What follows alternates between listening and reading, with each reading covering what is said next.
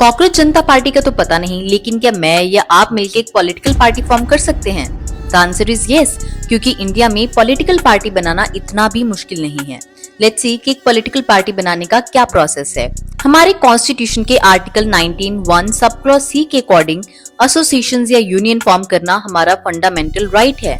कोई भी Indian citizen individually या किसी के साथ मिलकर एक पॉलिटिकल पार्टी फॉर्म कर सकता है।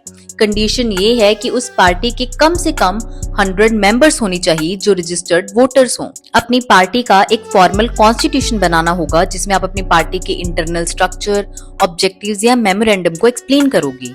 पार्टी फॉर्म करने के 30 दिन के अंदर अंदर आपको उसे ECI यानी इलेक्शन कमीशन ऑफ इंडिया के पास रजिस्टर करवाना पड़ेगा। पार्टी रजिस्टर करवाने के लिए आपको इलेक्शन कमीशन ऑफ इंडिया को अपने मेंबर्स की लिस्ट, अपने कॉन्स्टिट्यूशन की एक प्रिंटेड कॉपी और 10,000 रुपीज सबमिट करने होंगे। जिसके बाद इलेक्शन कमीशन आपकी पार्टी के नेम और डिटेल्स को 2 नेशनल और 2 लोकल न्यूज़पेपर्स में पब्लिश करेगा किसी भी तरह के ऑब्जेक्शन के लिए।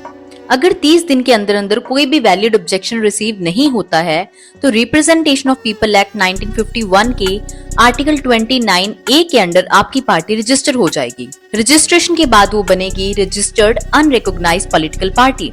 रिकॉग्निशन के लिए आपकी पार्टी के नेक्स्ट इलेक्शंस में परफॉर्मेंस को एनालाइज किया जाएगा। उसके बाद ही उसे स्टेट या नेशनल पार्टी की कैटेगरी में डाला जाएगा। किसी भी पार्टी में 4 की पोस्ट होती हैं: party president, vice president, secretary general and treasurer. At present India में 2900 रजिस्टर्ड पॉलिटिकल पार्टीज हैं, लेकिन नेशनल लेवल पे सिर्फ 6 पार्टी ही रिकॉग्नाइज की गई हैं। लेकिन पार्टी बनाने के लिए आपको 4 चीजों का ध्यान रखना होगा। Number 1, you must be a citizen of India. Number 2, that you should uphold secularism, democracy and integrity of India.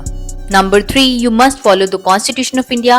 And number 4, you must not promote any kind of separatism, anti-national or violent activities. I hope you understand the entire process. If you still have any doubt, do let me know in the comment section.